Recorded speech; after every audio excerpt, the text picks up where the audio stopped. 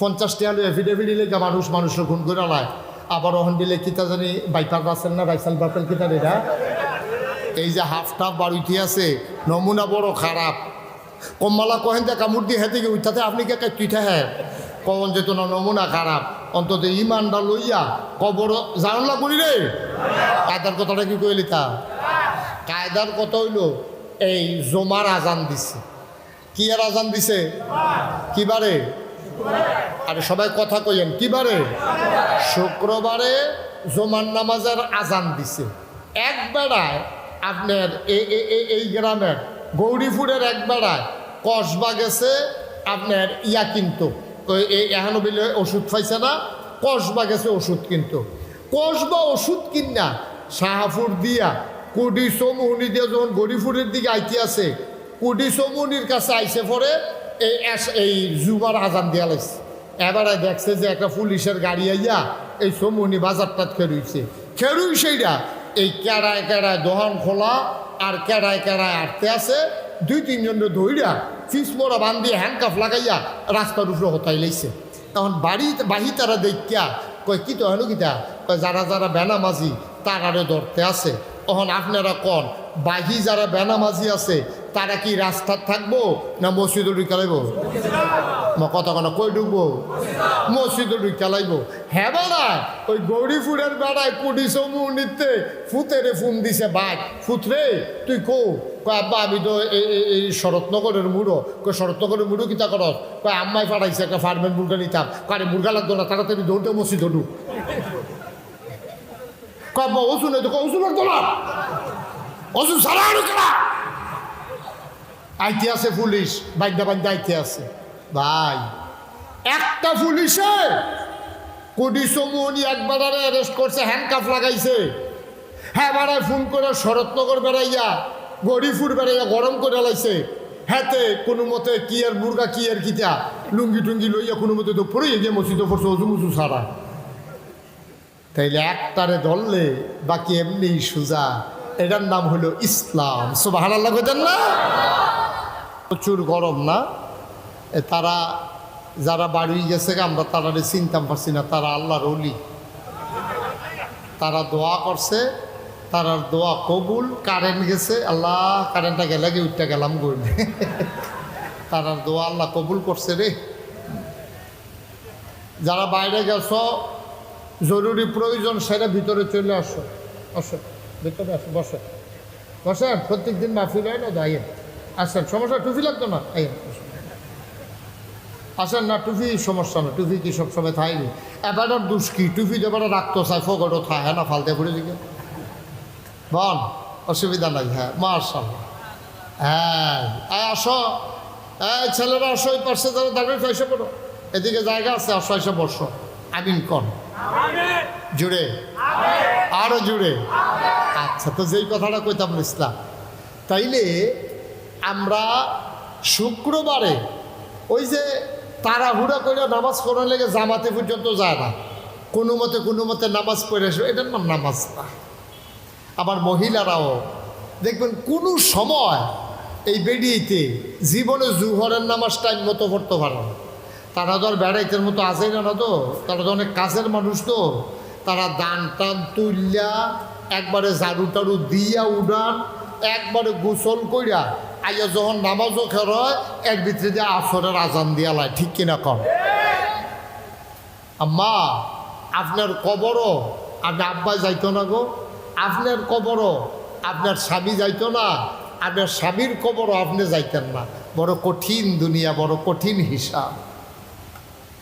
সংসার করেন স্বামী স্ত্রী সন্তান সন্ততি মিলাইয়া কিয়ামতের ময়দানে হিসাবটা উল্টে যাবে। আম্মা আমার জরুরি একটা বিষয় শুনো। মহিলারা ইবাদত বন্দেগীর ভিতরে অনেক মহিলা আছে পুরুষের চাইতে পাক্কা। তারা শবে বরাতের রোজা রাখে, শবে মেরাজের রোজা রাখে, শাওয়ালের 6টা রোজা রাখে, আইয়ামে বীজের রোজা রাখে, সোমবারে বৃহস্পতিবারে রোজা রাখে। কিন্তু দেখা গেছে মহিলা অনেক মহিলা আছে যাদের আচার আচরণে ব্যবহারে মানুষ বড় কষ্ট পায়। ঠিক কিনা? নবীজির কাছে খুব খেয়াল করেন, মহিলারা মন দিয়ে শুনেন, গভীর মনোযোগ। নবীজির কাছে একবার আইছে, আয়া কয় আসসালাতু আসসালামু আলাইকা ইয়া রাসূলুল্লাহ, আসসালাতু আসসালামু আলাইকা ইয়া হাবিবাল্লাহ, আসসালাতু আসসালামু আলাইকা ইয়া শাফিআল মুজনুবিন, আসসালাতু আসসালামু আলাইকা ইয়া রাহমাতাল লিল আলামিন। নবী গো আপনাকে সালাম। নবী গো আলাইকুম আসসালাম। আল্লাহর নবী চুপ মেরে বসে আছেন। সাহাবা কয় ইয়া রাসূলুল্লাহ, ইয়া হাবিবাল্লাহ, আমি দুইজন মহিলাকে চিনি, তাদের স্বভাব চরিত্র সম্পর্কে জানি। আমি এখন দুইজনের ব্যাপারে আপনাকে বলবো, আপনি রায় দিয়ে দেবেন কে জান্নাতি আর কে জাহান্নামী। সুবহানাল্লাহ বলবেন না? খুব খেয়াল করেন, তো দুইজন মহিলা আমি চিনি, তার স্বভাব চরিত্র লেনদেন কাজ কারবার এটা আমি জানি। এখন আমি দুজনেরটা কয় নবী গো আপনি তো হলেন শরীয়ত, আপনি হলেন শরীয়ত প্রণেতা, আপনি যেইটা কোন এটাই তো ইসলাম। আপনি কুদুর কইয়া দিবেন কোন বেডিটা জান্নাতি আর কোন বেডিটা জাহান্নামী। নবীজি কয় আচ্ছা বলো দেখি কোন মহিলা কেমন? তো সাহাবা কইতেছে ইয়া রাসূলুল্লাহ, একজন মহিলা 5 ওয়াক্ত নামাজ, খেয়াল করেন 5 ওয়াক্ত নামাজ পড়ে, আবার নফল নামাজও পড়ে। একজন মহিলা এবিডি এই রোজাও রাহে, ফরজ রোজাও রাহে, নফল রোজাও রাহে। গরিব মিসকিন দরজা তাইলে এবিডি কেউরে ফিরত দেয় না, কিন্তু একটু সমস্যা আছে এবিডির আমলে আখলাকে মাশাআল্লাহ এবাদত বন্দি গিয়ে এবিডি ফাটটা, কিন্তু একটা সমস্যা হইল এবিডি কথা দিয়া ব্যবহার দিয়া শ্বশুর শাশুড়ি স্বামী ফাড়া প্রতিবেশী কেউ আর আস্থা রাখে না, জ্বালাই না। এরকম বেডিয়ে আসেনিও আমার কত করে আসেনি? নামাজ রোজাও বালা, গালাগালিও বালা, জামাইরে দললে সোলাইয়া, আর কি কয় সোলাইয়া, সোলাইয়া লবণ দিয়া, এরকম বেরিয়ে আসেনি? সাংঘাতিক মহিলা, শ্বশুর শাশুড়ির লোকে কাজ্যা লাগলে, শ্বশুর শাশুড়ির গালিগালা শুরু করলে, এটা যে শ্বশুর শাশুড়ি এবিড়ির মন হয়ে থাকে না। ইয়া রাসূলুল্লাহ, এবিড়িটা নামাজে বালা, রোজায় বালা, দান সদকায় বালা, সব দিক দিয়া বালা, কিন্তু এবিড়ির ব্যবহারটা কিন্তু খারাপ। আচ্ছা বুঝলাম, এটা রাহয়ের গুণ। আরেক বেটি কিনো এবিড়ি ফরজ নামাজ পড়ে, নফল নামাজ ফাললে পড়ে, না ফাললে নাই। ফরজ রোজা রাহে, নফল রোজা রাখতে পারে না, গরিব মানুষ। এবিডিয়ে এরপরে আপনার দান সদগাও এত বেশি করতে পারে না, গরিব মানুষ, ফাললে কিছু দেয়, না ফাললে নাই। তবে এবিডির একটা গুণ হইল এই জীবনে ব্যবহার দিয়ে কেউ কষ্ট দিছে এমন কোনো প্রমাণ নাই। সুবহানাল্লাহ বলেন না? কথাটা বুঝছেননি? আবার সবাই কথাটা বুঝছেননি? আগের মহিলা আবাদতে বালা, কিন্তু গালাগালি এক্সপার্ট। দ্বিতীয় মহিলারা আবাদতে তো বেশি না, কিন্তু গালি গালাজ তেমন করে না, ব্যবহার বালা। আল্লাহর নবী তিনি চুপ করে মাথা নিচু করে ফেললেন। সাহাবা কয় ইয়া রাসূলুল্লাহ, ইয়া হাবিবাল্লাহ, বলে দেন দেখি কোন মহিলাটা জান্নাতি আর কোন মহিলা জাহান্নামী। আল্লাহর নবী ডাক দেয়া কয় সাহাবারে, প্রথম মহিলা যদিও নামাজ বেশি, যদিও রোজা ভাঙ্গে না, নফল রোজা রাখে, দান সাদগা করে, কিন্তু ব্যবহার খারাপ।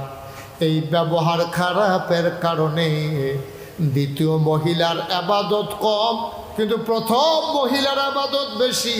কিন্তু প্রথম মহিলার আবাদত যদিও বেশি, ব্যবহার খারাপের কারণে এই নামাজ রোজা শুদ্ধা প্রথম মহিলা চলে যাবে জাহান্নামের ভেতরে। নাউজুবিল্লাহ কইতেন না? জোরে জোরে কর নাউজুবিল্লাহ। এই প্রথম মহিলা জাহান্নামে চলে যাবে শুধু ব্যবহারটার কারণে।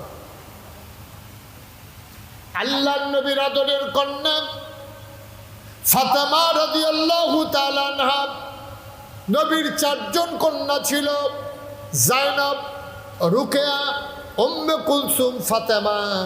ফাতেমা ছিল নবীর বড় আদরের কন্যা। ফাতেমাকে নবীজি বড় বেশি মায়া করতেন, আদর করতেন।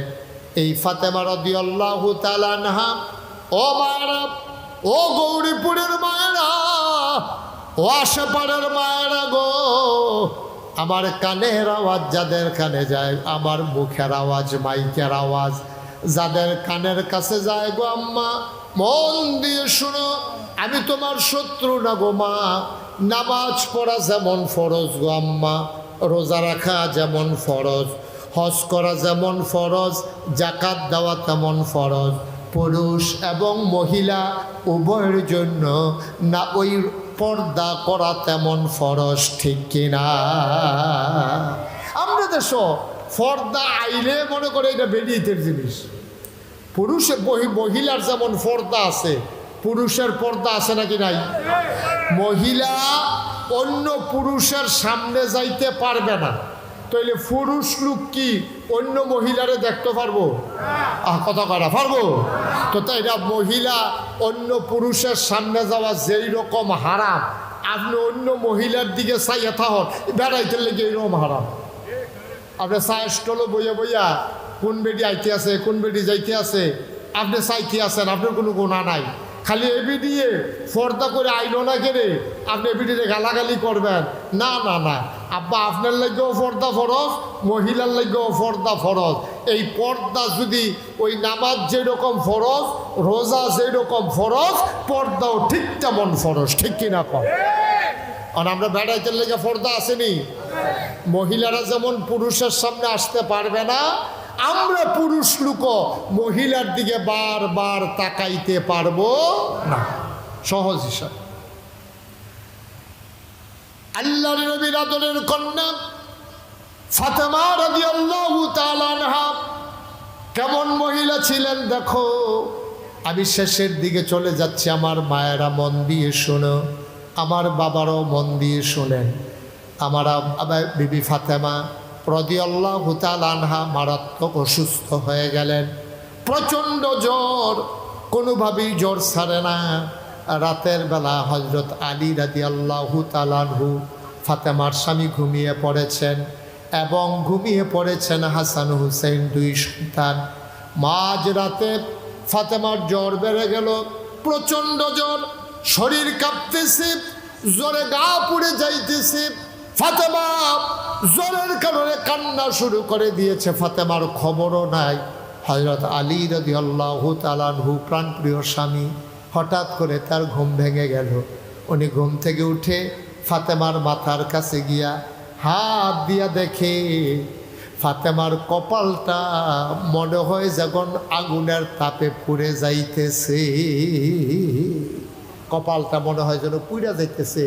হযরত আলী গিয়া কপালের ভিতরে হাত রাখলেন, আস্তে করে ডাকলেন, ফাতেমা, ও ফাতেমা, ফাতেমা, ফাতেমা। ফাতেমা লাফ দিয়ে উঠছে, ওইটা কয় কি, আপনাকে ডাকতেছেন কেন? কয় ফাতেমা, তোমার তো প্রচণ্ড জ্বর, জ্বরে তো তোমার গা পুড়ে যাইতেছে, তুমি আমার একটা ডাক দিলা না, বলতে পারলা না স্বামী একটু উঠেন, আমার তো প্রচণ্ড জ্বর। উঠে কি করবেন, আমার জ্বর, এই জন্য আমি জ্বর নিয়ে ঘুমাই গেছি। আমি কখন তুমি তো ঘুমাও নাই, তুমি বেহুশ হয়ে গেছো, তোমার খবরও নাই।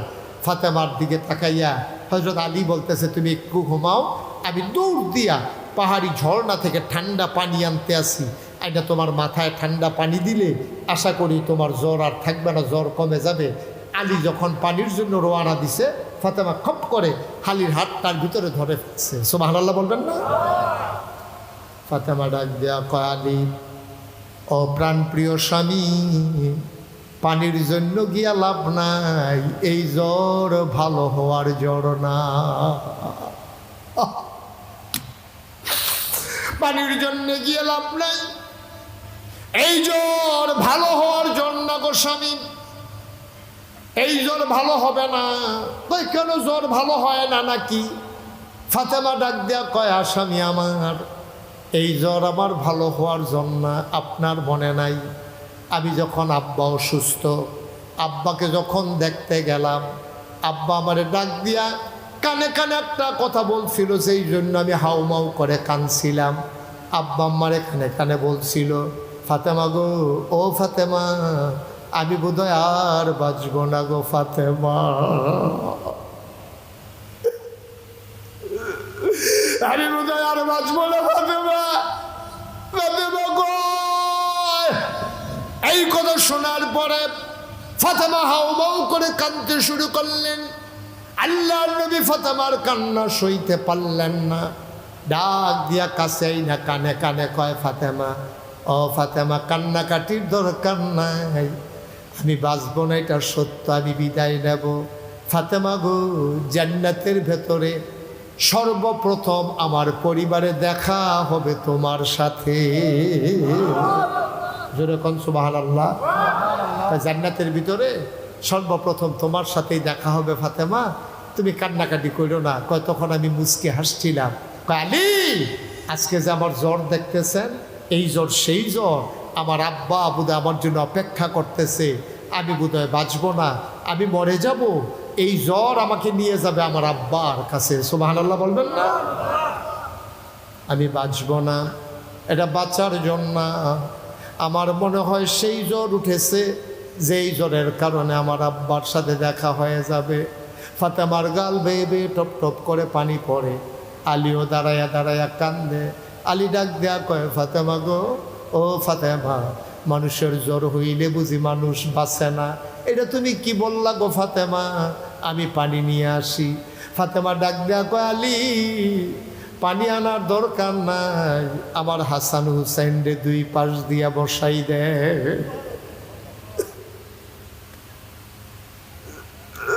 হযরত আলী হাসান হুসাইনকে দুই পাশে বসাই দিলেন। আলী দাঁড়িয়ে রইলেন।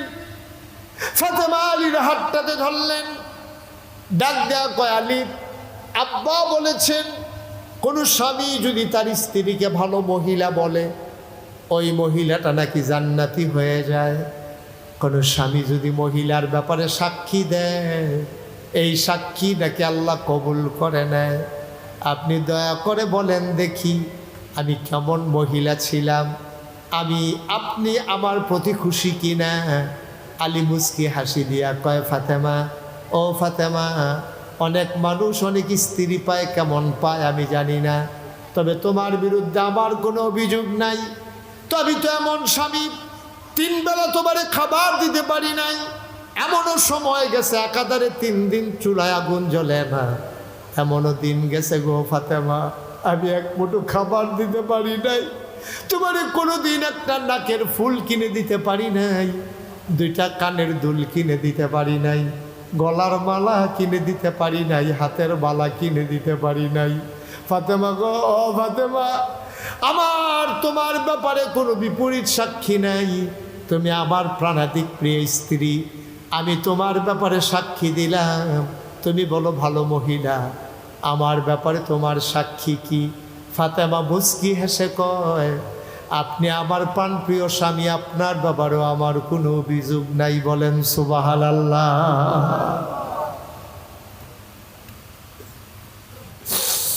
এবার ফাতেমা ডাক দিয়া কয়, আলী, আপনার কাছে আমার একটা অনুরোধ আছে, আমি যদি আজকে রাতের বেলা মরে যাই, এই মুহূর্তে যদি মরে যাই, ও আলী, আপনার কাছে আমার একটা অনুরোধ। আলী কয়, বলো, অনুরোধ করা লাগবে না, কি কথা তোমার? আমি যদি রাতের বেলা মরে যাই, ফজরের ওয়াক্ত হওয়ার আগে আগে আপনার কয়েকজন বন্ধু বান্ধব ডাকাইয়া ফজরের আগে আপনি তাড়াতাড়ি অন্ধকার থাকতে থাকতে আমারে কবরে ঘুম পাড়াই দিয়ে, দেরি করিলেন না আমার জন্যে, আমারে দেরি করাইয়েন না, কোনো মানুষের বেশি জানাজানির দরকার নাই, আপনার ইমামতিতে হাসান হুসাইনকে পিছনে দাঁড় করাইয়া 2-1 বন্ধু বান্ধব ডাকাইয়া আপনি দ্রুত তার সাথে আমার জানাজা পড়াই দিয়েন। আলী খপ করে হাতটাতে ধইরা কয়, ফাতেমা, এটা তুমি কেমন কথা বললা বুঝলাম না, তুমি নবীর আদরের কন্যা ফাতেমা, মানুষ শুনলে দৌড়ে দৌড়ে হাজার হাজার মানুষ জানাজায় আসবে, তোমারে যদি না জানাইয়া গোপনে জানাজা দেই, পরের দিন মানুষগুলো আমারে ধরবে, বলবে আপনি ফাতেমার জানাজা কেন গোপনে দিলেন? আমি জবাব দিতে পারবো না। ফাতেমা, তুমি এই কথা কেন বলো? ফাতেমা কান্দে আর কয়, স্বামী গো, আপনি বলবেন এটা আমি ফাতেমার ওসিয়ত, আমারে তাড়াতাড়ি জানাজা দিয়ে দেওয়া। আলী কয়, কেন তুমি এই কথা বলতেছ? ফাতেমা কান্দে আর কয়, আলী, আমি যখন ছোট থেকে বড় হয়েছি, যতদিন বাবার ঘরে ছিলাম, বিবাহের আগ পর্যন্ত কোনো দিন কোনো ভিন্ন পুরুষ আমি ফাতেমার এক নজরও দেখতে পারে নাই। সুবহানাল্লাহ বলবেন না জোরে? বিবাহের আগ পর্যন্ত কোনোদিন কোনো পুরুষ আমার একটা নজর দেখে নাই গো স্বামী।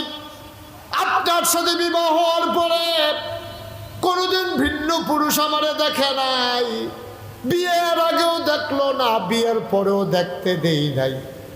এখন যদি দিনের বেলা আমারে জানাজা দেন, খাটের উপরে যখন আমারে শোয়াবেন, ওই কাফন পরাইয়া খাটের উপরে শোয়াইয়া যখন আমারে জানাজার সামনে দাঁড় করাবেন, কাপড়ের উপর দিয়ে দেইখা মানুষ আন্দাজ করবে ফাতেমা লম্বা ছিল না খাটো ছিল, ফাতেমা চিকন ছিল না মোটা ছিল। ওই কাফনের বাইরে দিয়ে দেইখা মানুষ আন্দাজ করবে যেই ফাতেমারে জীবিত অবস্থায় কেউ দেখে নাই, মৃত্যুর পরে ওই ফাতেমারে কেউ যেন দেখতে না পারে, এটাই আমার আশা। বলেন সুবহানাল্লাহ। আবার বলেন, আমার মায়েরা যারা শুনতেছেন, আমার বাবারা আপনারা যারা শুনতেছেন, আবার বলেন, আপনার স্ত্রীরে কেউ দেখে নাই, আপনি এই গ্যারান্টি দিতে পারবেন? কথা কোন পারবেন? আমার মায়েরা বোনেরা যারা আছেন তারা কি এই কথা বলতে পারবেন যে আমারে কেউ দেখে নাই? আজকে তো বাংলাদেশে মাহফিলের নাম দিয়া, বিভিন্ন জায়গায় উরুসের নাম দিয়া, বিভিন্ন জায়গায় সম্মেলনের নাম দিয়া দেখা গেছে পুরুষ মহিলা একসাথে নাচা নাচি গাওয়া গাওয়ি আছে নাকি নাই? কথা কোন আছে নাকি নাই? অথচ ফাতেমা তাদের মতোই একজন মহিলা, ফাতেমা তাদের মতোই একজন মহিলা। ওই জন্মের পর থেকে ওই মৃত্যুর পূর্ব মুহূর্ত পর্যন্ত না স্বামীর ঘরে না স্ত্রী এই আমাদের বাবার ঘরে কেউ একটা নজর দেখতে দেয় নাই। জানাজার পরেও, জানাজার আগেও, ওই মৃত্যুর পরে লাশ অবস্থায়, কাফন পরানো অবস্থায় কেউ যেন দেখতে না পারে, সেই চিন্তা ফাতেমার অন্তরে। সুবহানাল্লাহ বলবেন না?